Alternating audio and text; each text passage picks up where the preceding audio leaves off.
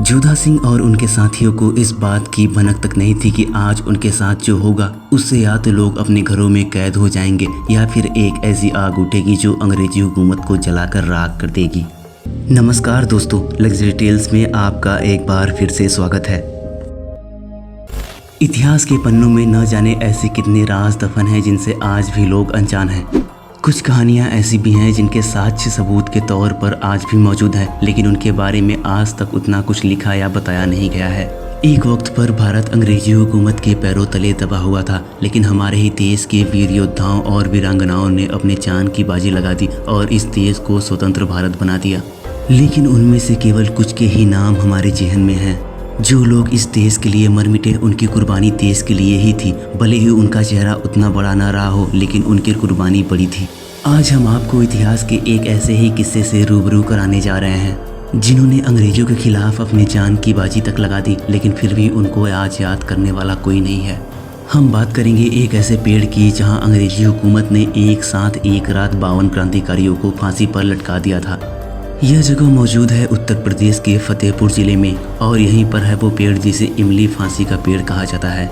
ठाकुर जोधा सिंह अटैया जो कि एक जाबाज योद्धा थे और वे इसी जगह के पास बिंदकी के अटैया रसूलपुर में रहते थे। यह वक्त था 1857 का, जब झांसी की रानी लक्ष्मीबाई अंग्रेजों से लोहा ले रही थी।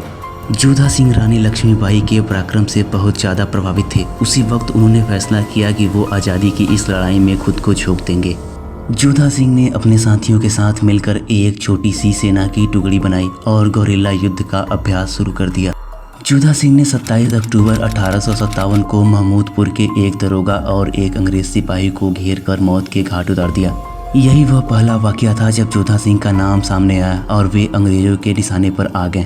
उसके थोड़े दिनों बाद ही जोधा सिंह ने एक और अंग्रेज अफसर को जान से मार दिया और एक तहसीलदार को बंदी बनाकर उसका सारा खजाना लूट लिया। इस तरह से लगातार हत्या और लूटपाट करने के बाद अंग्रेजी हुकूमत ने जोधा सिंह को डाकू घोषित कर दिया। इतना सब कुछ होने के बाद भी जोधा सिंह नहीं रुके और उन्होंने अंग्रेज ब्रिगेडियर कर्त्यू को जान से मारने का प्रयास किया, पर दुर्भाग्य से ब्रिगेडियर बच निकला और इस घटना के बाद जोधा सिंह का नाम हिट लिस्ट में आ गया और अंग्रेजी हुकूमत ने उनकी छानबीन तेज कर दी। 28 अप्रैल 1858 को जोधा सिंह अपने 51 साथियों के साथ खजुआ लौट रहे थे। उस वक्त के अंग्रेज कर्नल क्रिस्टाइन की सेना को जोधा सिंह को पकड़ने का काम सौंपा गया था। तभी किसी गद्दार ने जोधा सिंह की मुखबिरी कर दी और उसी रात जोधा सिंह अपने 51 साथियों के साथ पकड़े गए। जोधा सिंह अंग्रेजी हुकूमत के लिए सिर दर्द बन गए थे, इसीलिए बिना किसी सुनवाई के सभी को एक साथ एक इमली के पेड़ पर फांसी दे दी गई। कहा जाता है कि अंग्रेजी हुकूमत ने उन लाशों को पेड़ से उतारा भी नहीं था। इसकी वजह ये थी कि बाकी लोगों में उनका दहशत फैले और फिर कोई बागी उनके सामने खड़े होने की हिम्मत तक ना कर सके। सुबह जब लोगों ने पेड़ से लटकती लाशों को देखा तो उनकी रूह तक कांप गई। फिर महाराज सिंह बावनी ने आकर सभी मृतक को उतारा और शिवराजपुर के गंगा घाट पर उनका अंतिम संस्कार करवाया। अंग्रेजों के द्वारा इस हैवानियत भरे कृत्य को देखने वाले लोग सालों साल तक नहीं भूल पाए थे।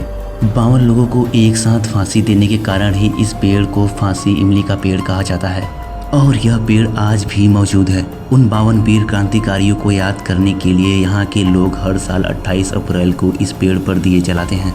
उम्मीद करते हैं कि लग्जरी टेल्स की ये वीडियो आपको ज़रूर पसंद आई होगी। अगर वीडियो अच्छी लगी हो तो वीडियो को लाइक और चैनल को सब्सक्राइब जरूर करिएगा। इस घटना और इस पेड़ के बारे में आपका क्या कहना है हमें कमेंट बॉक्स में ज़रूर बताएं। धन्यवाद।